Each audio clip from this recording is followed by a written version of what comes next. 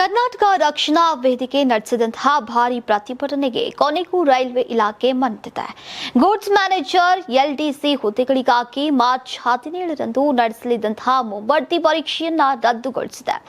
ಈಗ ಪರೀಕ್ಷಾ ಪ್ರಕ್ರಿಯೆಯಲ್ಲಿನ ಹಲವು ಅವಸ್ಥೆಗಳು ಮತ್ತು ಸ್ಥಳೀಯ ಭಾಷೆಗಳ ಕಡೆಗಣನೆ ಕುರಿತು ಕರ್ವೆ ಕಾರ್ಯಕರ್ತರು ಆಕ್ಷೇಪವನ್ನ ಹೊರಡಿಸಿ ತೀವ್ರ ಹೋರಾಟವನ್ನ ನಡೆಸಿದ್ರು.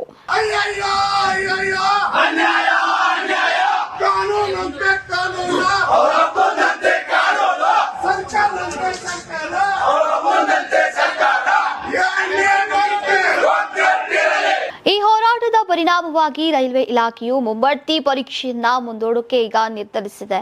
ಹಲವು ದಿನಗಳಿಂದ ಕರವೇ ಮುಖಂಡರು ಮತ್ತು ಸದಸ್ಯರು ರೈಲ್ವೆ ಇಲಾಖೆಯ ವಿರುದ್ಧ ಆಕ್ರೋಶವನ್ನ ವ್ಯಕ್ತಪಡಿಸುತ್ತಾನೆ ಇದ್ರು. ಈ ಮುಂಬಡ್ತಿ ಪರೀಕ್ಷೆಯು ಸ್ಥಳೀಯ ಅಭ್ಯರ್ಥಿಗಳಿಗೆ ನ್ಯಾಯ ಒದಗಿಸ್ತಾ ಇಲ್ಲ ಅಂತ ಆರೋಪಿಸಿದ್ರು.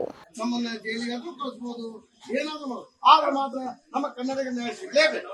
ಇವತ್ತಿನ ಪರೀಕ್ಷೆ ರದ್ದಾಗಬೇಕು, ಕನ್ನಡದಲ್ಲಿನ ಪರೀಕ್ಷೆ ಆಗ್ತದೆ. ಇದೇ ನಮ್ಮ ಆಗ್ರಹ, ಇದೇ ನಮ್ಮ ಕೊನೆಯ ಮಾತು. ಇದಕ್ಕೆ ತಾವು ಸಹಕಾರ ಹೆಂಗ್ ಕೊಡ್ತೀವಿ ಗೊತ್ತಿದೆ. ನಮ್ಮ ರೈಲ್ವೆ ಇಲಾಖೆಗೆ ಮತ್ತು ನಮ್ಮ ಕೇಂದ್ರ ಸರ್ಕಾರಕ್ಕೆ ಬಿಟ್ಟಿತ್ತು. ನಾವು ನ್ಯಾಯ ಸಿಗುವವರೆಗೆ ನಮ್ಮ ಹೋರಾಟ.